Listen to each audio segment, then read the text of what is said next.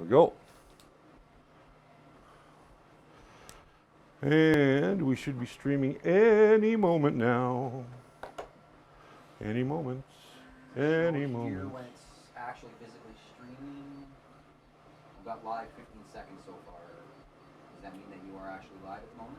I am live, yes, I am live. Let me just go to notifications.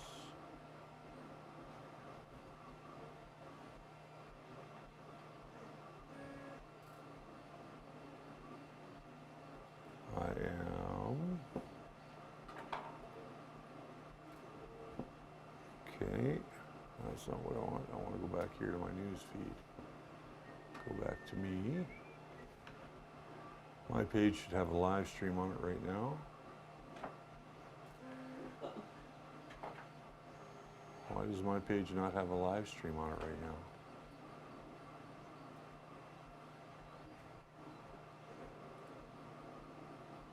Am I in the right places?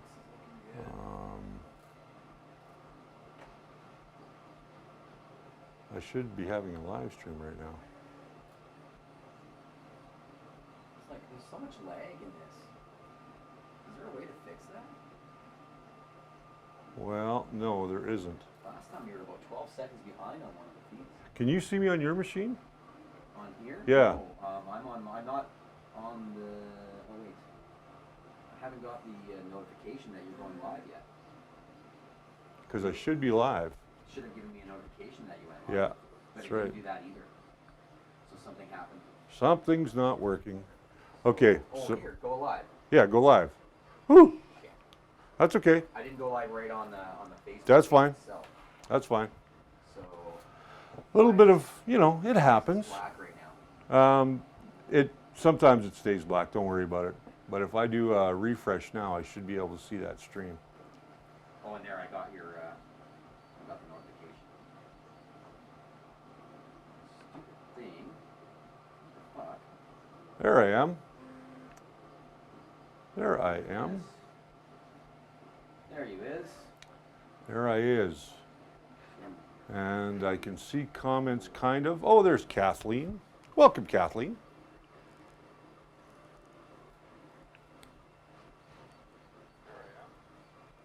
Oh, maybe I should turn. Oh wow, there are people just kind of going even ahead of time. It's still not seeing you on this particular. That, don't worry about that screen. It is streaming. All right. We are having a few technical difficulties this morning or this afternoon, so bear with us.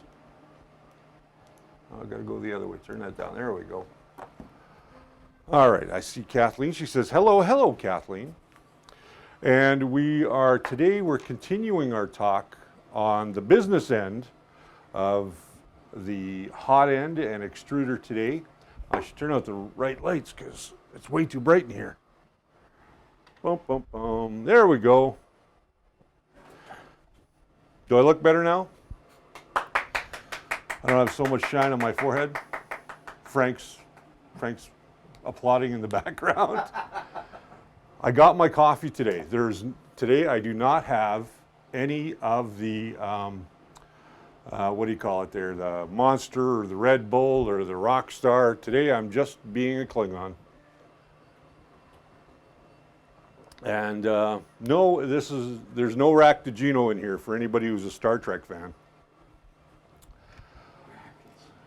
Raktajino. Hey Cheryl, how are you? Nice to see you. So like I said, we're going to continue our talk on the business end of our 3D printer today.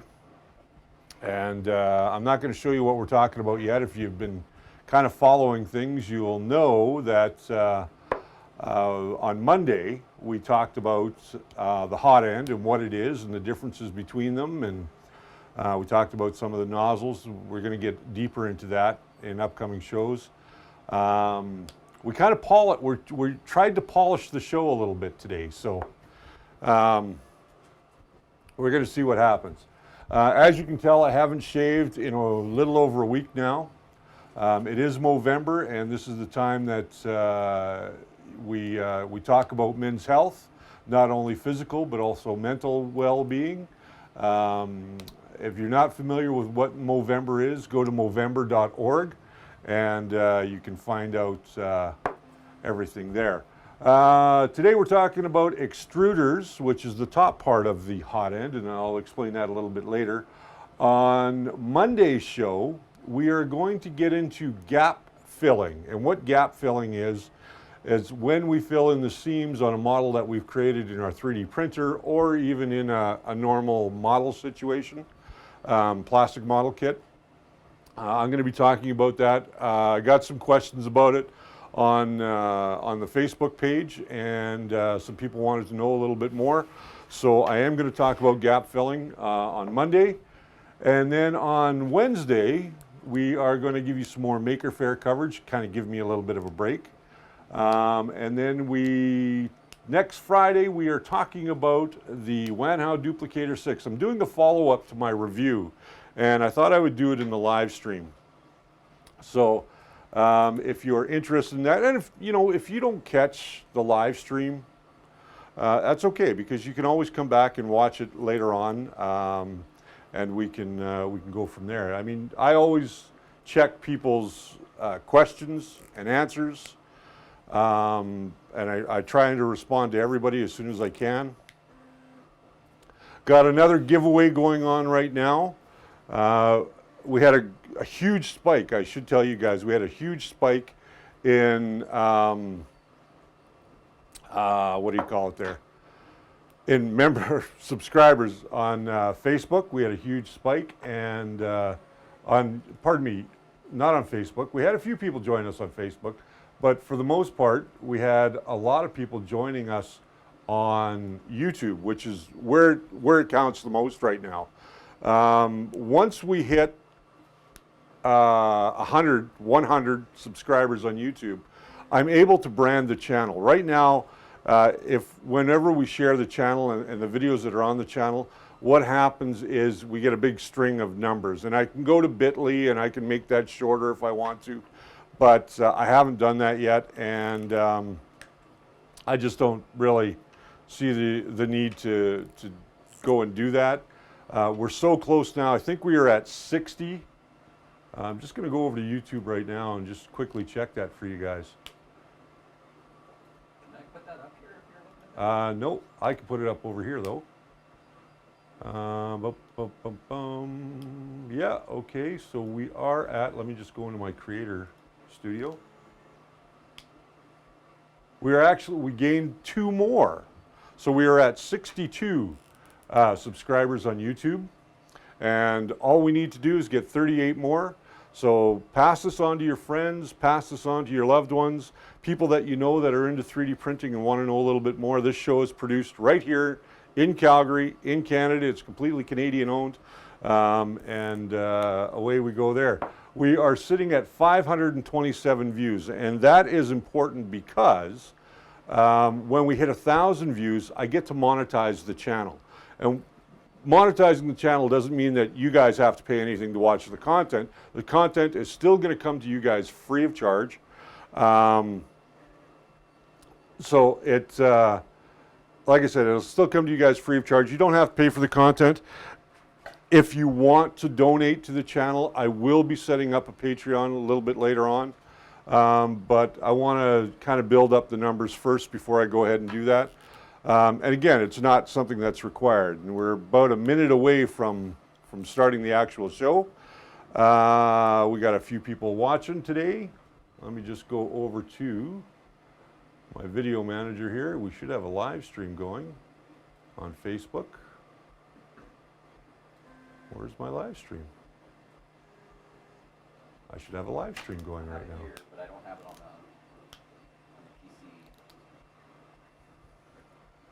PC. 30 seconds. Okay.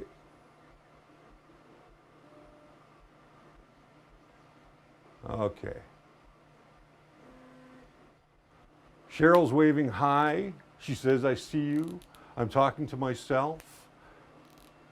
No, you're not talking to yourself. Actually. So 13 seconds and we're going to run our intro. We got a brand new intro for the show, but there's no music behind it yet, so bear with us. And we're going to run that right away.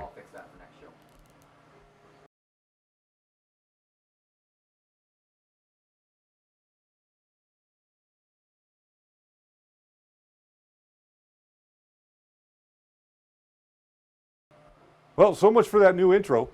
What the hell? Why is it not transitioning? No, I don't know. for whatever reason, we're going to go back and forth, back and forth, back and forth. But that's okay. Listen.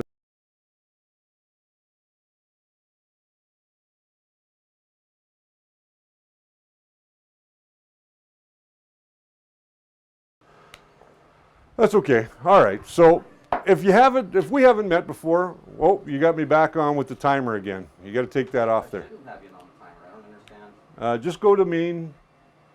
No, because you're getting a lag over there. That's fine. Just go to main. It is. Okay. All right. There we go. All right. So there, we're back. Jason. Hello, Jason. We were going to run an intro, but for whatever reason, it didn't work, and that's just part of the way things go. That's all right. I don't mind. But in any case, let's get down to what we're talking about today. Today, we're talking about extruders and what the extruder is. And before we get really into that, I want to tell you about the similarities, the parts that are similar in every extruder, whether you've got a direct drive or a Bowden. And those are the two main types of extruders that you're going to run into. Hey, listen, if we haven't met before, my name's Richard Cleveland, and I'm the host here on Coffee with Rich. And that's okay. You know, I like having a coffee once in a while. And now Frank's up. Hi, everybody. There's Frank. And so anyways, yeah, we're talking about where can you find us? What can you do to get a hold of us? If you haven't yet smashed that subscribe button on YouTube, please go ahead, smash that subscribe button, hit the little bell for the notification, find out when we do these live streams and when we upload new episodes to the channel so you can get them. If you're not with us during the live stream, that's okay, because I still come back and I answer your questions after the show. And I continue to check the comments, and I get email notifications every time there's a new comment, so I can respond to it. As a matter of fact, I got a comment on Wednesday's show when I did the profile on Sergio Malich. Sergio Malich, I did that nice profile on him, and somebody asked me why I didn't comment about the settings that I used to print Batman back there. And actually I did comment on that, and just so you know, I know I'm so handsome that it's easy to get distracted, but if you actually go through the show, it's a very short show, it's only about 7 minutes long. I do tell you that when I'm showing you the pictures, I do tell you in there that he includes files with all the settings that you need for both Cura and Simplify 3D. So I just wanted to get that out of the way today real quick. And now let's jump into talking about extruders. There's two different types of extruders in the world. There's a Bowden extruder like this. And let me see if I can just switch that camera over here. Let's see, get in front there. This is a Bowden extruder. And what happens is you use a tube like this, and you stick it into the gasket end of this. You run your filament through it, and the filament, actually your filament goes in this end, and this is your tensioner. So we're going to talk a little bit about what a tensioner is and how they work. And basically what it does, it pushes the material up through this tube and over to the hot end, which we talked about on Monday. So that's a Bowden extruder, and this is a direct drive extruder.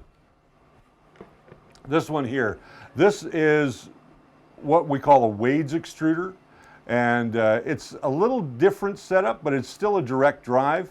We don't use these very much anymore. Some people still do use them. Some people find them very reliable. This is completely 3D printed, with the exception, of course, of the hardware like the bolt and the motor and that sort of thing. But everything else is 3D printed on this, and it really makes for a nice system. The only thing I don't like about these Wade's extruders is that there's too many gears. I like to be able to have the motor, which is this guy, there I am, which is this guy right here, and I like to have it right handy, right next to my roller and my filament, so that it does a much better job. And there's less jamming, I find. Now, let's talk about the similarities quickly, first and foremost, on every extruder, whether it be Bowden or direct drive. Every motor has, or every extruder has a motor. And these are usually a NEMA 17 motor. I gotta see where my camera is. These are usually a NEMA 17 motor, and you can get these in varying degrees of operation, varying voltages and resistance. So when you're looking to put a motor on your extruder, try and get the one that your printer came with. If not, look for a NEMA 17. And that's pretty much, they're pretty standard on every 3D printer. These are different gears for your 3D printer, and every 3D printer, again, whether it's a Bowden or a direct drive, has gears. The only difference is in one setup of a direct drive, you have this gear, which is called a hob bolt. These are all called hob gears, but this is a hob bolt. And on this Wade's extruder, which was pretty much first generation extruder for a 3D printer, you'll see that there's a hob bolt in there. Now, this could be easily converted back to a direct drive very simply, just by taking this section off and replacing it with either this machined metal one or another type of setup for your 3D printer. So that's pretty much the basic differences between the two. One of the advantages to having a direct drive is that you can put almost any filament through a direct drive. What I mean by any filament is your normal standard PLAs, ABSs, PETG, all that kind of stuff you can put through. You can put through your metals. You can put through your wood filaments, polycarbonates, TPU, TPE, which are both flexible filaments. The only thing that you need, and if you go back to Monday's live stream, we talked about the Flexion extruder, or the Flexion setup for the hot end. That Flexion is designed so that your stretchable materials, like your TPE, your Ninja Flex, your TPU materials, don't get bound up inside the gear. They're designed in such a way, let me go back over to this camera here real quick. They're designed in such a way that the filament comes down through, let me see, which finger am I using? This one right here. So you can see there's a little hole there, right there. And if you look at the profile of this, you can see that it's kind of on a little bit of a peak. Now, if this peak was nice and sharp, it would be perfect for flexible materials. And this is the peak here that I'm talking about. The reason that you want that to be nice and sharp is so that when the material is coming down through this portion of the extruder, it doesn't get bound up in one of your gears, because it can get bound up in the gear, and that can cause a real problem. Let's see if I can put that gear in through this way. There we go. So that's where the gear would sit, and you can see that with it being not quite as tight as it could be against that area right here, you can have some problems with flexible materials in a standard extruder. So you want to move to an extruder that can handle flexible materials. And the upside to having a direct drive is that it handles flexible materials much, much better. So let's move on to the Bowden extruder real quick, and some of the advantages of a Bowden extruder. A Bowden extruder like this one here that I showed you earlier, the advantage of it is it takes the weight off of the x-axis. And that x-axis is the gantry that goes back and forth on most FDM printers from left to right. These are actually fairly heavy, these motors. So what it does is it pulls that weight off of that x-axis, and the advantage to that is that you can print faster because there's not as much weight. And when you've got weight of a motor on that axis, your starting and stopping tends to become not quite as precise. So you'll notice in your print you might get little ghosting lines in your print as well from the stopping and starting of that direct drive. When you go to the Bowden, however, you reduce that problem. I'm not going to say that you get rid of it, but you do reduce that problem. And I'm just going to have a quick see here if there's been any comments. No comments? None yet. Okay. So that being said, with that direct drive, or with the Bowden setup, it will allow you to print faster. Now, the downside to printing with one of these is it's a lot more difficult to print flexible materials. Again, you can get these set up so that you can print flexible materials, but remember you're pushing your material through a tube like this, which is just a Teflon tube that you can find pretty much anywhere. And your material slides through it because the inside of this is quite slippery. So what happens is when there's very low friction when it's coming through the tube and into your extruder. The downside is that because it's so low friction, you can actually get binding inside this tube. So it pays for you to make sure you do your research when deciding on what type of extruder that you want. If you're primarily just printing with normal materials like PLA, ABS, PETG, or polycarbonate or wood, you know what? A Bowden extruder might be the way you want to go. But if you want to print with the flexible materials like Ninja Flex or any of the TPE or TPU type of materials, you're going to want to go to a direct drive because they just work better at the end of the day. So if anybody's got any questions about that, I'm happy to answer them. So we talked about the filament gear, we talked about the idler, and that idler is this guy right here.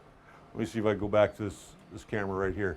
That idler bearing is that guy right there, and they come in various sizes.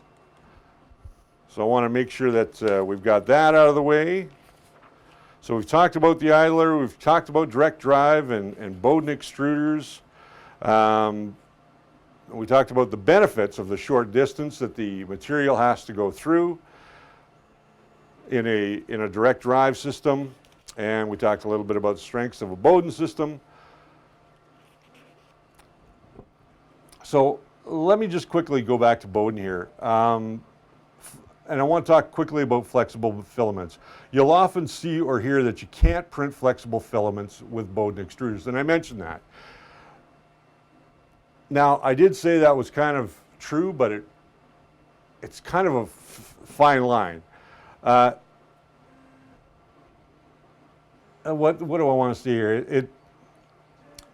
Is it plainly untrue or is it plainly true? It's in that gray area. It's also not completely true that direct extruders can print with flexibles simply because they're direct. And I'm reading off some of my notes here.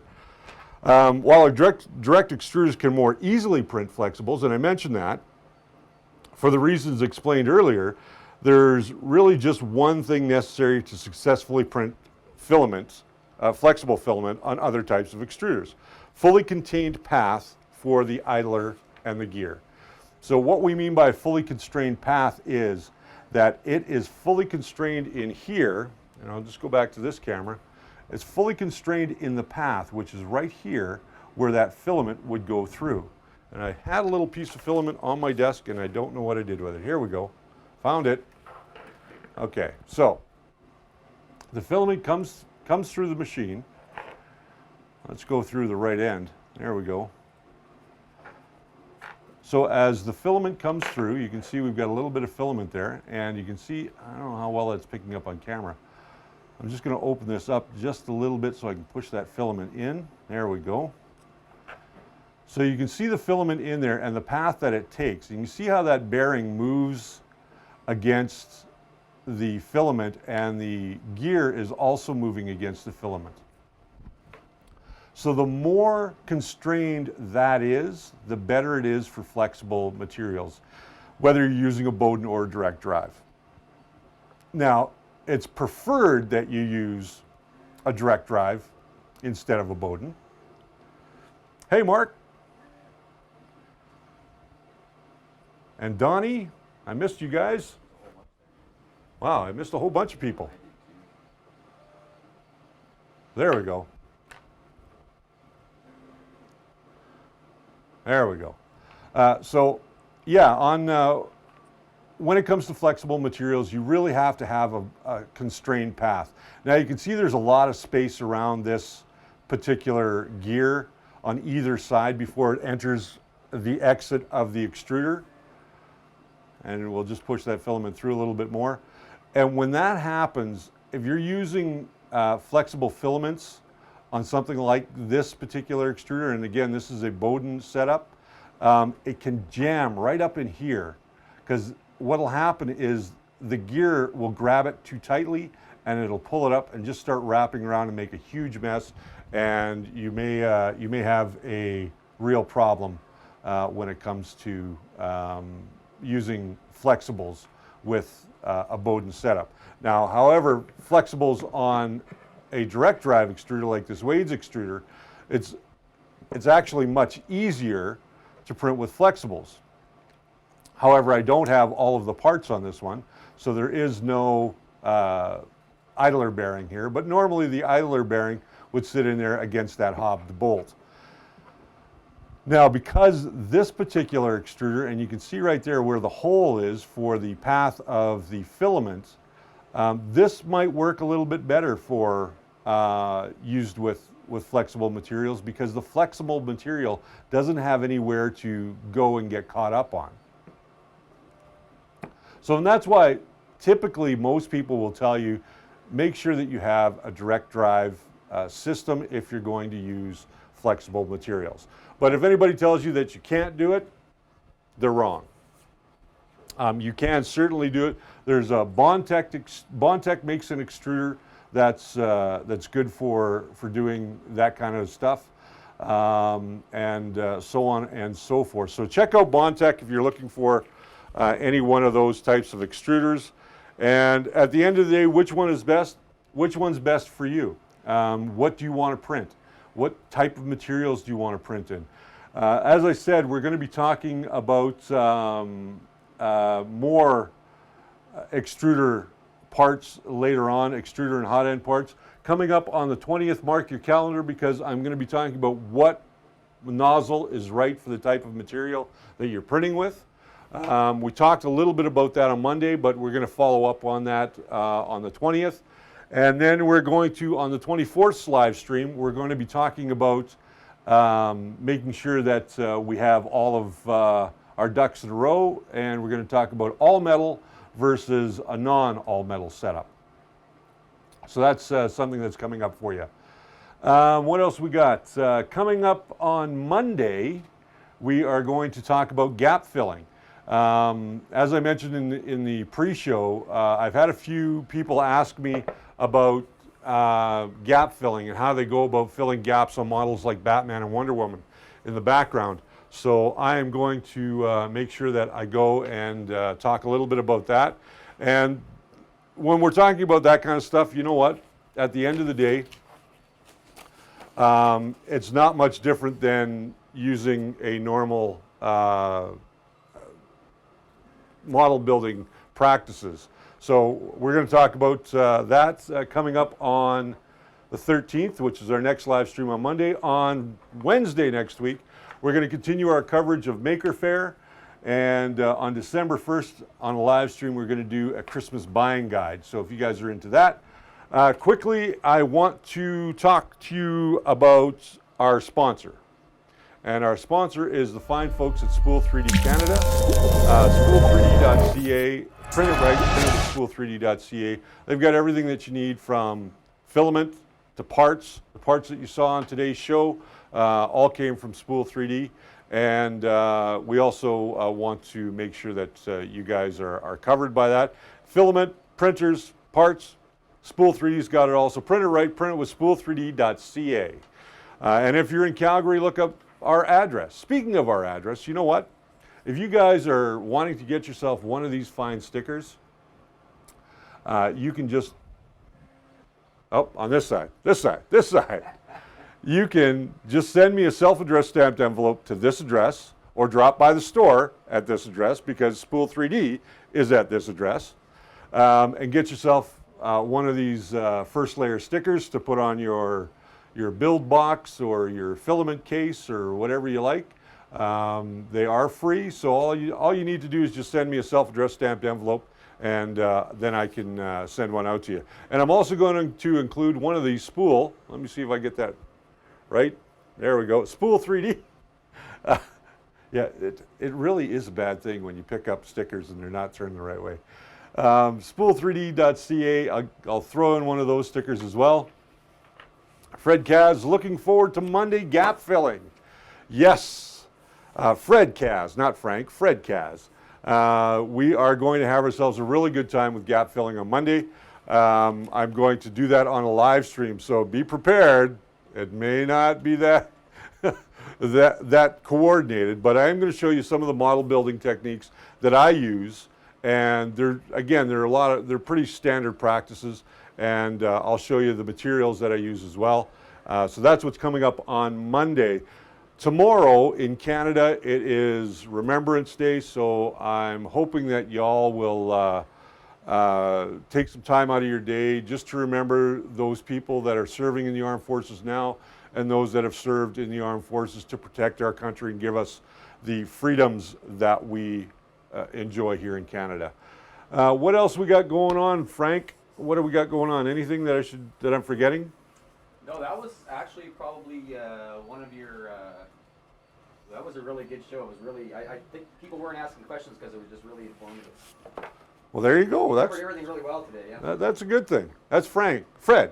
Fred's on the. Oh man.